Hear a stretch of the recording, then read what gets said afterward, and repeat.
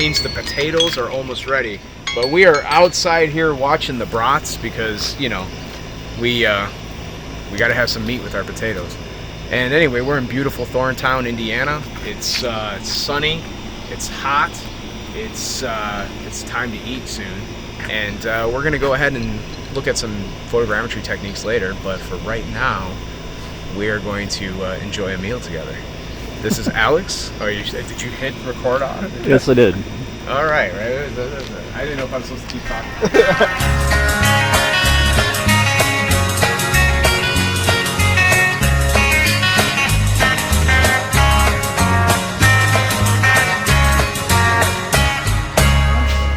Wow, this place got really cleaned up. What happened? I'm working on it.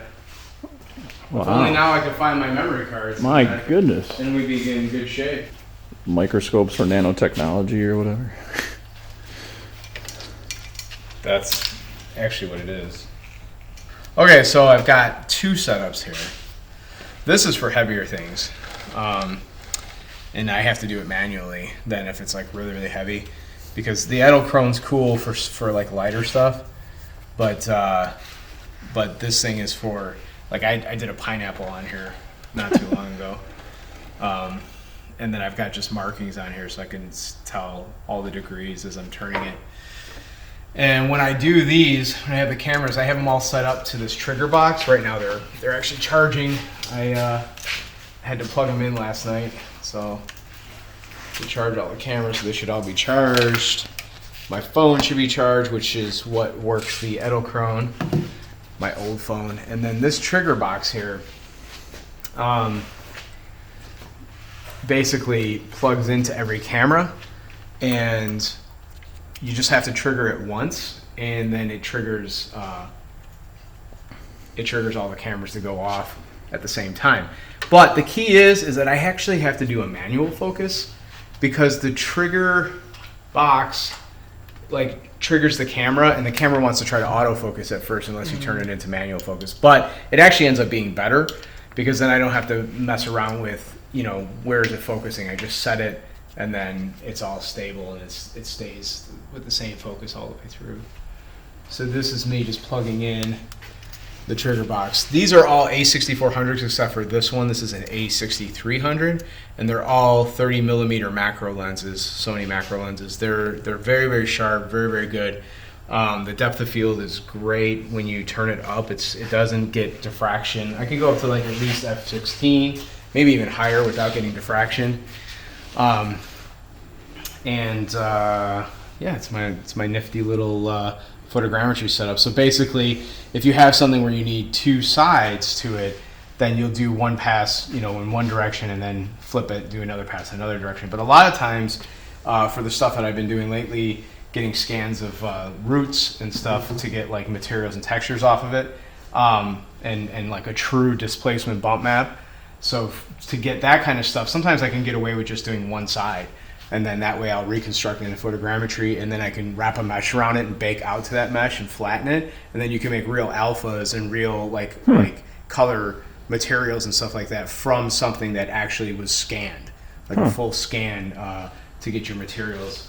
Because I mean, you could sit there forever trying to sculpt all that stuff, but if you can do it through here in like a couple steps, it actually ends up being even higher quality. I never thought about that. Yeah. So that'll be easier when you start developing the Triffid. Right. You can just and take. You have all the alphas, transparency. I've got all these scans, and I can just take all the scans. I wonder if you can sneak in here. Just shove this thing in there. So this will be good. So this is a what is this? Not a rutabaga. Taro root. There, I had it right there. So this is a scan of a taro root. This is the actual geometry. Oh wow! You can see like all the different details. If we make this bigger, we're going for an 8K movie, by the way. Now. Right? Exactly. 8K resolution. 8K resolution. So if did I do textures for this one already? Model texture. So you can see it's that's with the actual diffuse texture. And actually, let's see. I think with this is a little overboard.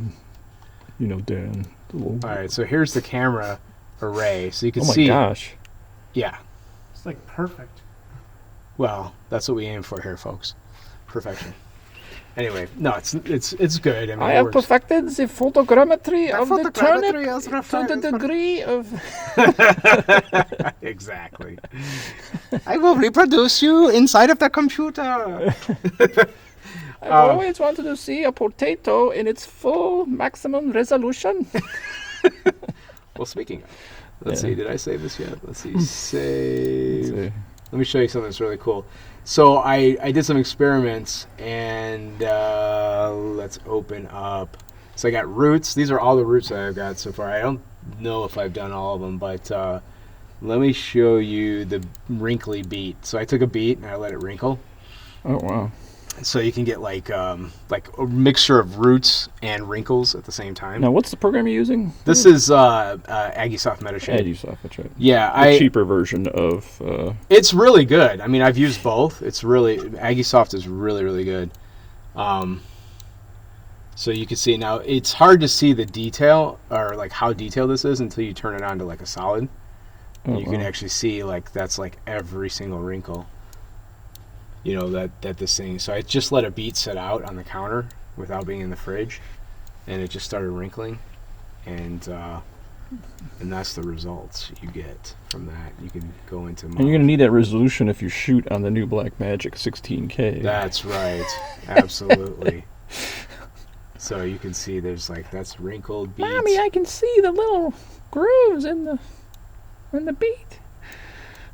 It started turning black right there and stuff. Oh, so wow. because I let it sit out. We're going to be pretty authentic when it comes down to the final model of this Triffid, man. It's gonna- Yeah, and I've got this is super cool. So I used there's like these elephant leaf plants, and they have these massive roots, and it's kind of like a bulbous, like huge root. And it actually, so the leaf was already coming out of it. I actually have this growing in the front of my house now. So the leaf was already coming out of Oh, it, my gosh. and so like it's super super detailed. So that would be the base of the Triffid in a way? Maybe I'm just Okay. getting different layers, like so Gotcha. you could layer it differently. Oh wait, I turned that off. You're gonna be like kind of like kit bashing this thing together. Yeah, I'm getting like different layers, so you can like layer stuff together, Mm-hmm. and use it for like materials and textures.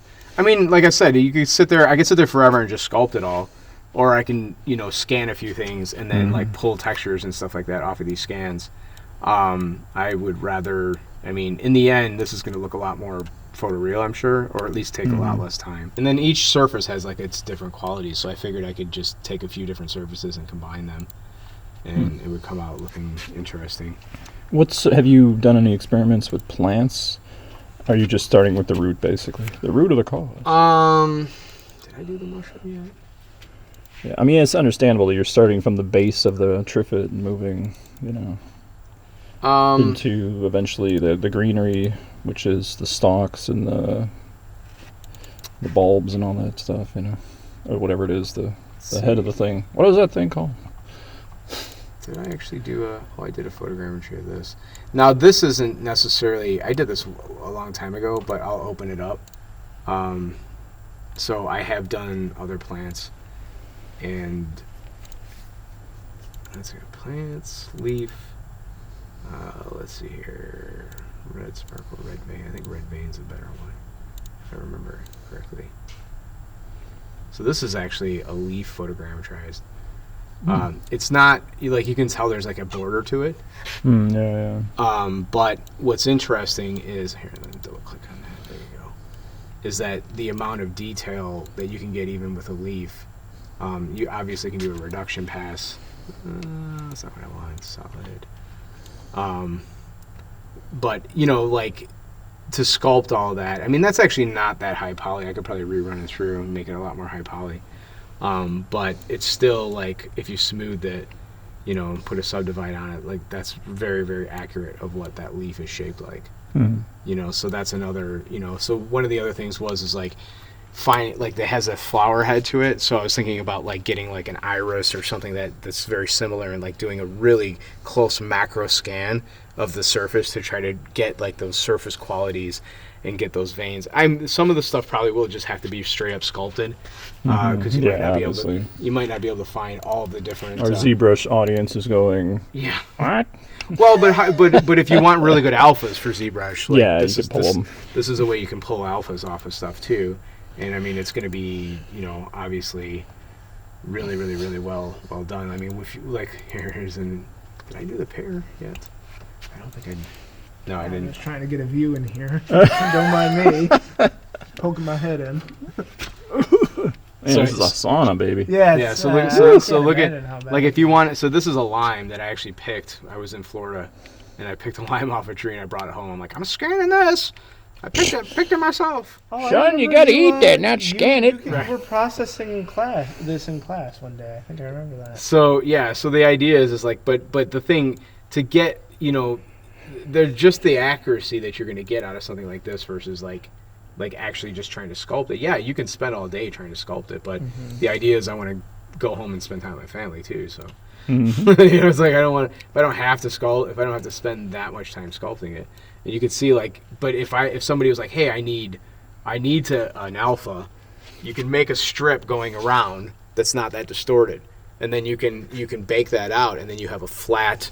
You have a flat alpha to work from, so that if you did have to sculpt an area that that was not scanned or something, or you need to do a bunch of lines and make them look unique, then you would have something to work from.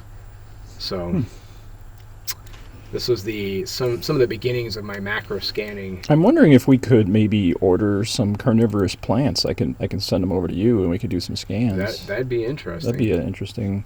I was trying to look into different greenhouses out here just to see what's what, and see if there's anything out here I can go buy or do I have to order this, So check this out. What's that? Oh wow. They're a little cactus. I don't even know what these are called, but I called it cactus head. Let's see here. Oh, it looks like I never made the texture for it.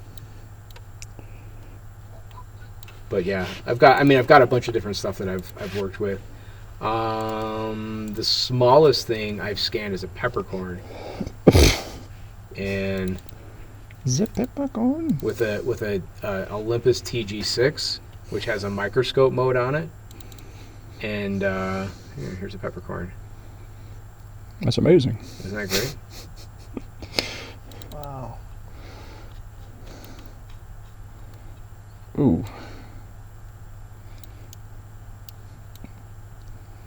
Looks like a So when are you going to start scanning dilithium the crystal molecules? Yes, we're going to scan molecules, Scan molecules, yeah. We created it. That's what we're working on next. This is so I did scan I scanned a bug. Let's see, insect. I think I called it Insecto 2 because I didn't know what the bug was. Let's see this one. And the thing about bugs that people maybe don't realize, I didn't really know, is that there's a lot more hair on bugs than you realize. So, they don't have skin, so that's how they feel. Yeah, they don't, so they have very thin parts. So, like photogrammetry can get some of that stuff, but this was macro.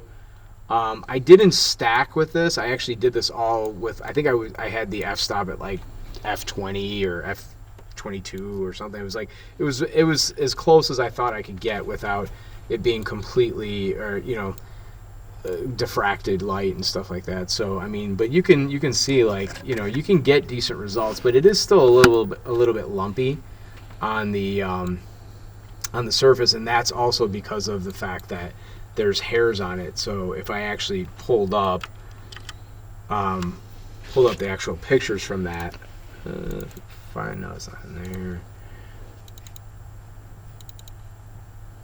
Insect 2. Let's see, JPEG. It's like this is what the pictures look skewered. Like. And you can see it is diffracted a little bit, so it's not completely, yeah. It's a little bit soft. It was enough to pick up you know, it was doing its job, but I'm sure some pictures are probably more crisp than others. But you could still see there's a lot of fur on the surface, and when there's fur on the surface, it'll do it, but it's always going to come out a little fuzzy. Yeah. No. Actually, the scan's really fast now though, because it literally takes me to scan one thing. It takes about maybe 2 minutes. Maybe next time we come out, we'll bring some carnivorous plants. Yeah, I can scan like one of those roots in 2 minutes. The turntable, It's automated. It's motorized? It's motorized, automated, and Nice. it's connected to the trigger box. Okay. So in other words, the trigger box triggers it. So- I'm sorry, it triggers the trigger box. This is gonna sound really silly. You'll have to show me how some of that works. So my new house it has a garage, Yeah. and I want to set up my own little photogrammetry setup when I have the chance. Maybe not 5 cameras to start out with. Right. I would love to be able to link up like a trigger box with that turntable to kind of automate some of the process. I have a couple light boxes now, so I'm not worried about lighting.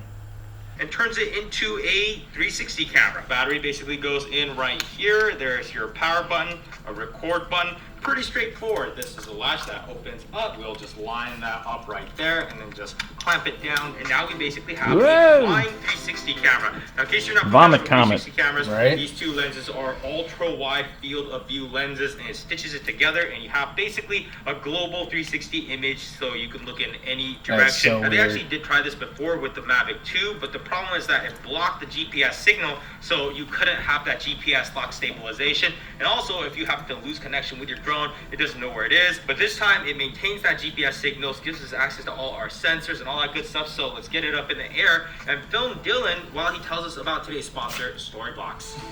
Oh boy. The great thing with Storyblocks is that with over a Now, million wait, free stock turn the assets, volume off you on can the find noise, basically please. anything.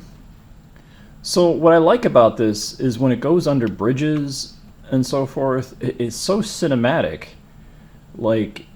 I mean, you could do anything, and you could reprogram what you want as this actual scene with their software, and you don't have to go that wide either when you work it. But you could do some pretty cool shots. And I was thinking for the Oner, besides the Triffids attacking people, we could actually have the camera look up, and we could see the meteors coming in, which is sort of the story of the whole idea of the Triffids. Was people were blinded by the meteors. So if you could kind of put that as again, just this Oner is basically one big sort of homage or salute to the book, which in essence the book is about killer plants and a meteor shower that blinds everybody. So if you could do that with the sky, has these meteors coming down, and yet at the same time you move past people that are trying to get away from a Triffid. I don't like drone shots because it's so hard to get close to people. You know what I mean? To really see action. So I'm kind of debating whether it's a waste. You have this drone. Yeah. And the whole, 360 thing is like $400, I think. So it's something that I would invest in, It's only $400. Yeah, I think it's only $500. But, I think it would be really cool. The only problem is there's a possibility, if you don't do it correctly, that there's an obvious seam in certain areas. Obviously, where the two cameras are merging. So will that affect tracking if you try to create a camera out of the 360 scene? I'm curious as far as the resolution of a camera that would be maybe default 24 or 16 millimeter. Is it shooting 4K, but you end up getting a 1920 by 1080 or even less resolution final image? But what do you guys think?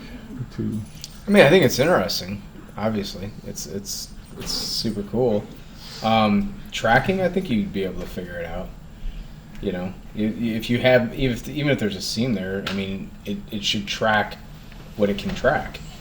Maybe it ignores the seam. I don't know. I don't think we would go this wide because you can change the millimeter lens by zooming in. See, that was amazing. Did you see what he just did there? Mm-hmm. I'm thinking if you're going to do a Oner shot, you could see meteors coming down from the sky, then pan down to people being attacked by the Triffid and stopping on a localized area where somebody is actually interacting with the Triffid. So it goes from this kind of vista to this moment of attack that occurs on a local level on the ground. So again, this is just we're only doing one shot here, and I figured if we do it, why not make it cinematic? You know. So Totally. I always thought this guy did a great demo where, and again, this makes the shot stand out more than just me running around with a gimbal. You know what I mean? It's so weird that it takes off while it's leaning on Yeah. the actual object. I would almost want to build like 3D print like a little landing thing that goes around. Well, I don't know if you'd be able to do Yeah, that. that's true. Well, he usually just keeps the drone in his hand and lets it fly off. Yeah, yeah. I mean, I hate the Which is idea dangerous, of the lens getting scratched or something. Yeah, you're right. How are they avoiding the lens getting scratched? It's like almost you'd have to have like a, you'd have to like have it taking off from a from one of those microfiber cloths that you clean your glasses with, and that way the lens doesn't get scratched. I mean, that's how I would do it if I had one. I wouldn't want to just have it hitting an actual platform. Unless there's somehow like a lens cover that's removable and you could replace it or something. But even then, why would you want to have to keep replacing them? So what do you think, Alex? As someone who's been working in VR for probably the last 6 months on the movie All Terrain, I'd say you're completely right about the tracking. The stitch will break some of the tracking. Really? But if you break it out into 2D, if you break a section into 2D, do your track, then re-distort it into a spherical, you should be fine. You just can't get I don't think you'll be able to get a full 360 degree track of the scene. Yeah. But I mean, there's a lot we can do. We just need to play with, and we could take this to where I'd like to film it, which is at the, the greenhouse area in Purdue, and try out some shots, try out some angles, and then that's the problem though, is flying over there because there's an airport. Yeah, we're not allowed to fly. Yeah, you wouldn't be able to fly. Well, then over that there. just crosses that off. Like DJI, I know because my friend had a Mavic. The controller won't let you. You have to manually disable it, with a computer, because it will say this is a restricted airspace. Really? Yeah, and it won't You let have you to take off. break the governor. Yeah. Yep. Well, guess that's out of the question. I mean, you can do it anyway. Just don't record yourself doing it. Yeah, that's what we're doing though. Yeah, you don't have recording that. ourselves. Here we are, Purdue, using drones. Yeah, it's Yeah, especially because I'm employed. Yeah, since you're employed by Just them. don't mention that. So Too you. late. Well, I never show up in I'm the Dan. scene. I'm Dan Triplett's. I don't know twin what cousin. you're talking about. Hey, you're his twin cousin. You're not. We'll just smudge me out of the lens. Put a little Vaseline on What the if we lens. put a string on the drone so we make sure it doesn't fly into the planes? There you go. Like a kite. Yeah, like a kite on the drone. the guy But we holding- had it kited. I don't know. Well, Whatever. If that's not the case, I'm still trying to formulate the narrative, even the possibility of finding actors to see what this interaction will be. I know we're early in the game on development as far as even the creature itself, but the idea of starting to build the narrative of the oner, the actual one shot, is something that I'm just kind of throwing out. Any ideas? We could do a crane shot. I've got that 30-foot crane I've never used. Yeah. We could try to use that. That would probably be a nightmare, but whatever. But it would be a legal nightmare. It would be illegal. We could legally use it on campus and not have someone say, "Hey, it's gonna hit a plane." I'm sure. I mean, if I had my pilot license and I got permission, I'm sure we could fly. But Yeah, that's all in the cards right now. We want to play it safe. Yeah. Anyway, thanks everybody for coming on. Coming out. Stay tuned for more episodes as we slowly but surely build this out.